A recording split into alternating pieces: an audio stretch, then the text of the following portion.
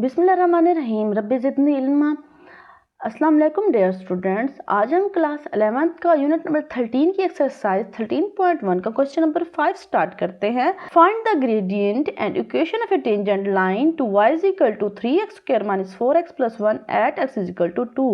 हमारे पास ये एक इक्वेशन गिवन है, हमारे पास पॉइंट है x इज इक्वल टू 2 और हमने फाइंड क्या करनी है, हमने स्लोप फाइंड करनी है।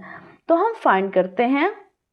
तो हमारे पास ये क्वेश्चन नंबर 5 उसका सॉल्यूशन है y इक्वल है 3x² - 4x + 1। इसको हम फर्स्ट इक्वेशन का नाम देते हैं और ये हमारे पास फंक्शन है। हम इसको डिफरेंशिएट करते हैं। हम कैसे डिफरेंशिएट करें, dy/dx, और यहाँ पे भी इसको डिफरेंशिएट करेंगे d/dx। इक्वेशन फर्स्ट को हम डिफरेंशिएट करेंगे with respect to x। dy/dx is equal to d/dx और यहाँ पे हम फंक्शन लिखेंगे। ठीक है, तो हम इसको डिफरेंशिएट करते हैं। इसको तो हम लिख सकते हैं dy/dx, और इसको हम कैसे डिफरेंशिएट करेंगे, इसका भी डेरिवेटिव लेंगे, इसका भी डेरिवेटिव लेंगे और इसका भी डेरिवेटिव लेंगे। और डेरिवेटिव कैसे लेते हैं, जो कांस्टेंट वैल्यू होती है वो बाहर आ जाती है और डिफरेंशिएट हम x² को करेंगे। यही रूल होता था ना कि कांस्टेंट वैल्यू बाहर आ जाती है और हम x² को डिफरेंशिएट करते हैं। जब हम x² को डिफरेंशिएट करते हैं तो पावर रूल अप्लाई होगा।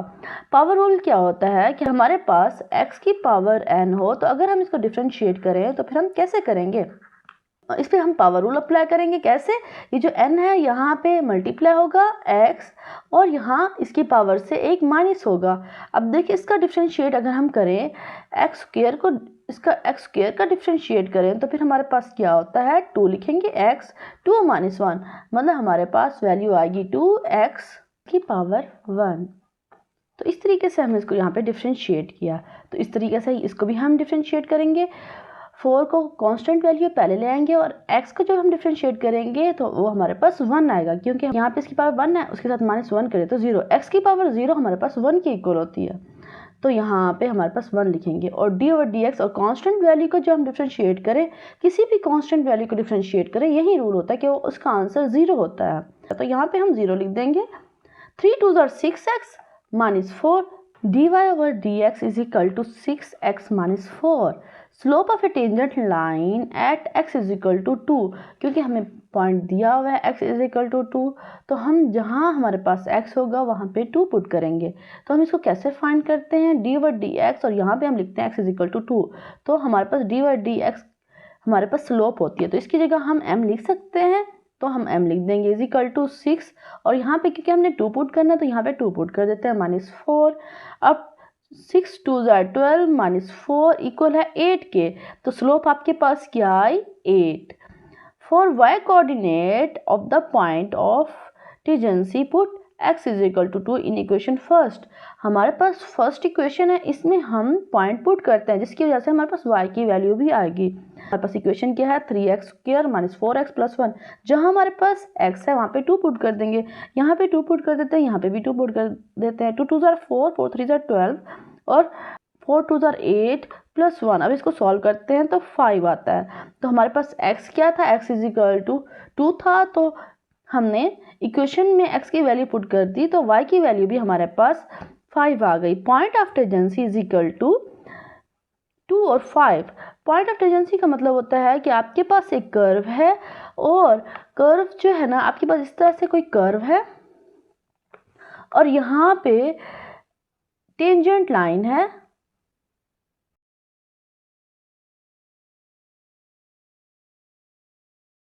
तो आपके पास इस पॉइंट, यहाँ पे कौन से पॉइंट्स बन रहे हैं, फॉर एग्जाम्पल यहाँ पे हमारे पास y एक्सिस होता है, यहाँ x एक्सिस होता है।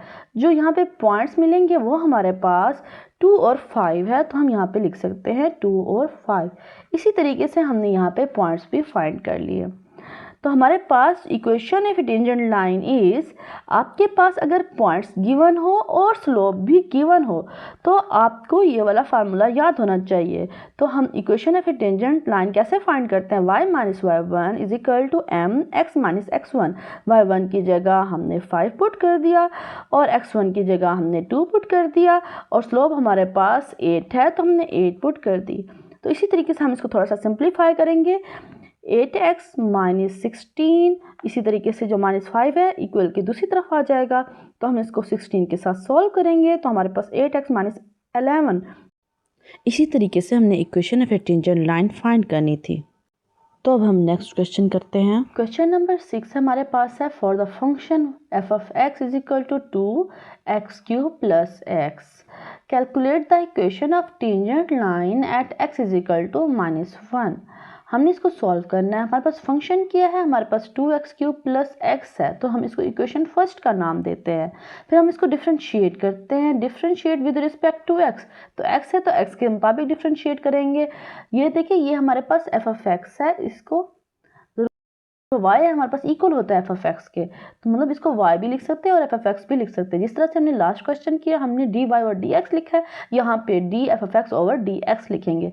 अब डिफ्रेंशिएट करेंगे तो बोथ साइड डिफ्रेंशिएट करते हैं, d over dx 2x³ plus 3। अब देखिए यहाँ पे पावर रूल अप्लाई करेंगे, कांस्टेंट है वो बाहर आ जाता है, तो d ओवर dx x का क्यूब। अब इसको डिफ्रेंशिएट करेंगे तो हमारे पास क्या वैल्यू आती है, ये जो 2 है ये तो कांस्टेंट है।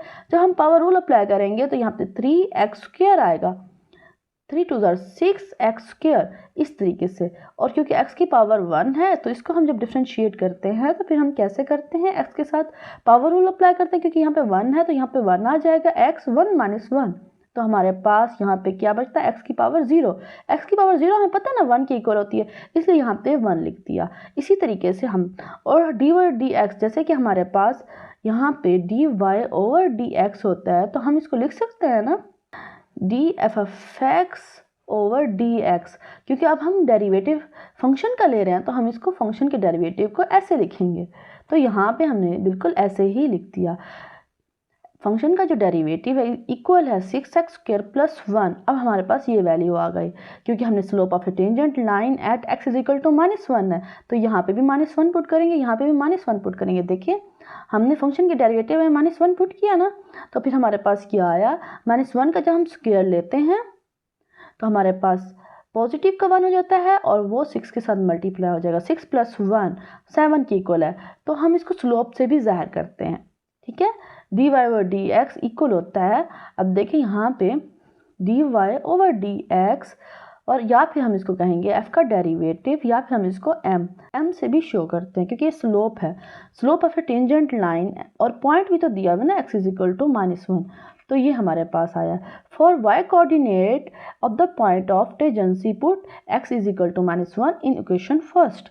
अब हमने y कोऑर्डिनेट फाइंड करना है। जब y कोऑर्डिनेट फाइंड करते हैं तो हमारे पास जो पॉइंट है x इज इक्वल टू -1, और हम फर्स्ट इक्वेशन में पुट करेंगे। यहाँ पे अगर हम -1 पुट करते हैं तो देखिए हमने यहाँ पे किया y is equal to f -1। अब देखिए यहाँ पे भी हमने -1 को पुट कर दिया। -1 को जब हम पुट करते हैं, -1 का जो क्यूब है वो माइनस ही होता है, -1 का जो क्यूब है वो -1 ही होता है। -1 को 2 से मल्टीप्लाई करते हैं, -2 -1 is equal to -3। Point of tangency हमारे पास -1 और -3 है, तो हमारे पास यहाँ पे पॉइंट्स भी हैं और हमें स्लोप भी फाइंड हो गई है। जब आपके पास पॉइंट्स और स्लोप दोनों हो तो फिर हमारे पास equation of a tangent line is, तो हमारे पास ये वाली एक इक्वेशन होती है, ये हमने याद रखना है। तो हमने equation of a tangent line कैसे फाइंड करनी है, इस तरीके से फाइंड करनी है, y minus y1 is equal to mx minus x1। y1 की जगह हम -3 पुट करेंगे। -3 जब हम पुट करते हैं, जो माइनस है +3 हो जाएगा। ठीक है, माइनस माइनस प्लस हो जाता है, इसलिए यहाँ पे +3, और m हमारे पास 7 था तो हमने यहाँ पे 7 लिख दिया। x माइनस x1 हमारे पास -1 है, यहाँ पे जब -1 पुट करते हैं इस वाले माइनस को प्लस कर देगा, तो इस तरीके से हमने यहाँ पे करना है, और 7 अंदर मल्टीप्लाई हो जाएगा, 7x + 7। देखिए यहाँ पे हमने लिख दिया। ये जो हमारे पास जो 3 है इक्वल की दूसरी तरफ जाएगा तो -3 हो जाएगा, फिर हम इसको सिंप्लीफाई करेंगे तो +4 होगा, तो हमारे पास y इक्वल है 7x + 4। इसी तरीके से हमने इसको सॉल्व करना था, तो यही इसका आंसर है। अभी के लिए इतना ही, नेक्स्ट क्वेश्चन फिर हम नेक्स्ट वीडियो में करते हैं। Thanks for watching.